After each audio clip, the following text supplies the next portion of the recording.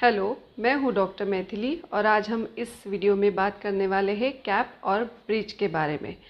Cap और bridge में types कौन से हैं, उसकी प्रोसीजर क्या है, विजिट्स कितने लगते हैं, ये सब हम आज इस वीडियो में देखने वाले हैं। तो सबसे पहले देखते हैं कि डेंटल कैप कब लगाते हैं।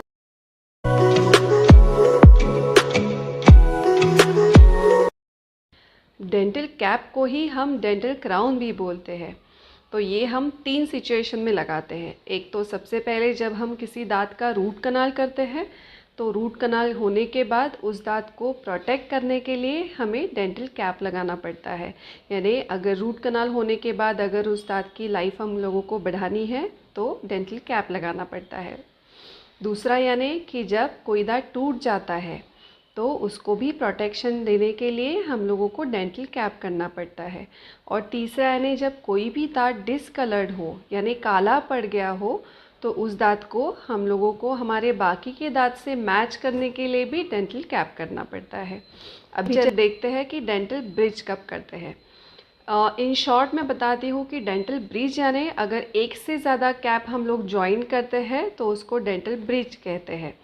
जब कोई दांत मिसिंग रहता है तो हम लोगों को वो दांत रिप्लेस करने के लिए हम वहाँ पे डेंटल ब्रिज लगा सकते हैं। डेंटल ब्रिज यानी जहाँ पे दांत नहीं है उसके आगे वाला दांत और पीछे वाला दांत, इनका सपोर्ट लेके हम लोग जो 3 कैप ज्वाइन करते हैं उसे डेंटल ब्रिज कहते हैं।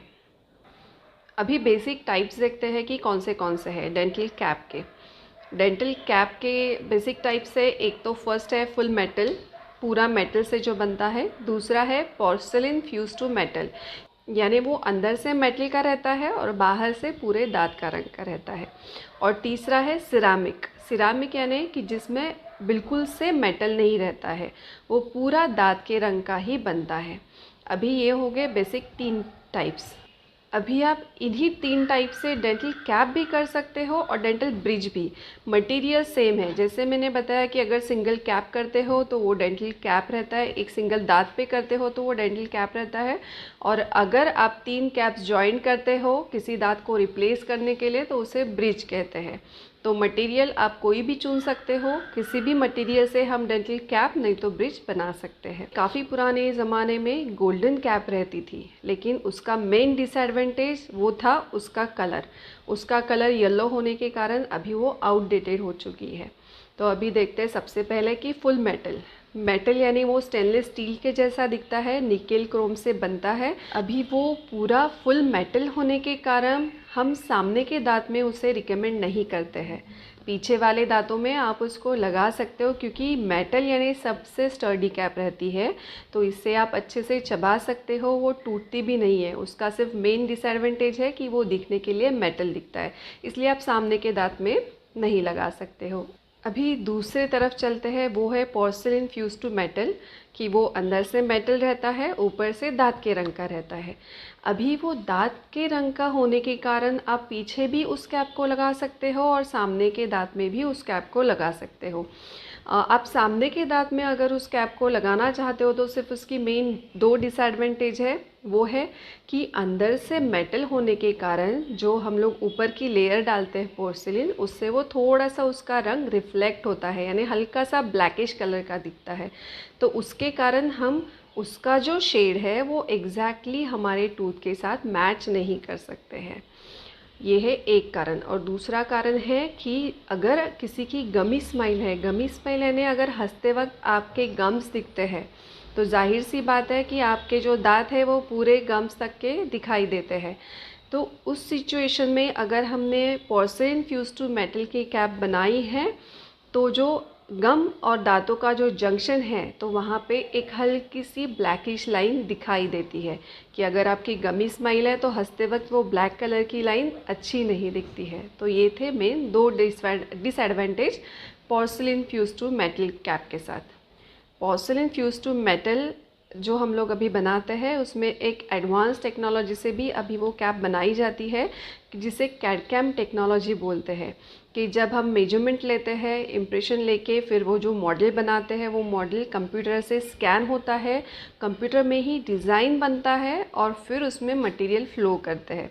उसके मेन एडवांटेजेस हैं कि आपके टूथ का डिज़ाइन बहुत अच्छा बनता है उससे, और जो फिटिंग रहता है वो भी बहुत अच्छा आता है। कंप्यूटर के सहायता से बनाने के कारण उसका फिटिंग और डिज़ाइन बहुत अच्छे से आता है। अभी तीसरे तरफ जाते हैं कि जिसे सिरामिक बोलते हैं, कि जो मेटल फ्री रहता है, उसमें एब्सोल्युटली मेटल नहीं रहता है।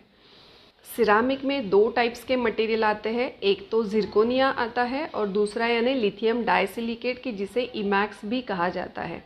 अभी दोनों भी इसमें बिल्कुल से मेटल नहीं रहते हैं। दोनों भी जो बनाने के तरीके हैं कैड-कैम टेक्नोलॉजी से ही बनाते हैं। मैं रिकमेंड करूँगी कि पीछे के दांत के लिए जाना है, दोनों में से अगर आपको चूज़ करना है तो पीछे के दांत के लिए आप हमेशा जिरकोनिया प्रिफ़र कर सकते हो, और सामने के दांत के लिए आप इमैक्स के लिए जा सकते हो। क्योंकि सामने के दांतों के लिए इमैक्स इसलिए क्योंकि इमैक्स का जो कलर रहता है, उस मटेरियल का टेक्सचर रहता है, वो आपके नेचुरल दांतों के जैसा ही रहता है। नेचुरल दांतों में जैसे ट्रांसल्यूसेंसी रहती है वैसे ही इमैक्स में रहती है। उसके कारण एग्जैक्टली जब आप स्माइल करते हो तब पता भी नहीं चलता कि वहाँ पे कैप लगाई है। उसका इतना अच्छे से कलर मैच होता है हमारे नेचुरल दांतों से। तो अगर सामने के दांतों के लिए आपको कैप बनानी है तो आप इमैक्स के लिए जा सकते हो, पीछे के दांतों के लिए आप जिरकोनिया के लिए जा सकते हो।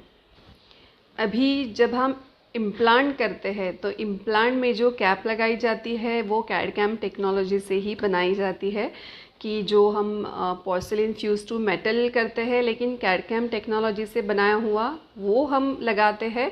नहीं तो कैड-कैम टेक्नोलॉजी से जो जिरकोनिया बनाते हैं यानी जो सिरामिक, वो भी हम करते हैं। अभी ये थे बेसिक टाइप्स कैप के लिए, जो है मेटल, दूसरा है पोर्सिलिन फ्यूज टू मेटल, कि जिसमें और एक बना अभी एडवांस टेक्नोलॉजी वाला आया है कैड-कैम टेक्नोलॉजी से जो बनाया जाता है, और तीसरा है सिरामिक। सिरामिक में जिरकोनिया और लिथियम डाइसिलिकेट। अगर आपको इन तीनों में से सबसे अच्छी कैप पीछे के दांतों के लिए और सामने के दांतों के लिए आपको अगर उसकी जानकारी चाहिए तो प्लीज़ मुझे कमेंट बॉक्स में डाल के ज़रूर बताइएगा, सो दैट मैं उसके ऊपर नेक्स्ट वीडियो बनाऊँगी। अभी चलते हैं प्रोसीजर की तरफ। अभी अगर हम लोगों को कैप करनी है, नहीं तो डेंटल ब्रीच करना है, तो लगभग उसकी प्रोसीजर सिमिलर रहती है। कि सबसे पहले हम टूथ मॉडिफाई करते हैं। कैप के लिए सिंगल टूथ मॉडिफाई करना पड़ता है, ब्रिज के लिए आगे और पीछे का दांत मॉडिफाई करना पड़ता है, फिर मेजरमेंट लेके वो लैब में जाता है। ब्रिज के लिए हम लोगों को ट्रायल लगता है, तो फिर एक सिटिंग एक्स्ट्रा होती है ब्रिज के लिए। तो फिर ट्रायल आके ट्रायल फाइनलाइज होने के बाद फिर जब फाइनल आता है डेंटल ब्रिज नहीं तो डेंटल कैप, वो एक अलग किस्म के मटेरियल के साथ फिट किया जाता है। वो फिटिंग होने के बाद आपको कुछ टाइम तक कुछ रेस्ट्रिक्शंस रहते हैं, कुछ इंस्ट्रक्शंस को फॉलो करना पड़ता है। वो है कि 1 घंटे तक आपको कुछ भी खाने के लिए नहीं चलता है, पानी पीने तक के लिए नहीं चलता है, और 24 आवर्स तक आप वो साइड यूज़ तो कर सकते हो लेकिन कुछ हार्ड नहीं खा सकते हो। 24 आवर्स के बाद आप जो चाहिए वो उस साइड से भी खा सकते हो। इन फ्यूचर जैसे मैंने बताया कि डेंटल कैप और डेंटल ब्रिज ये अलग किस्म के मटेरियल के साथ हम फिट करते हैं, तो वो जो मटेरियल है कुछ दिनों के बाद उसका बॉन्ड वीक हो जाता है और वो निकल सकती है। तुरंत नहीं निकलती है लेकिन हाँ कुछ सालों के बाद निकल सकती है।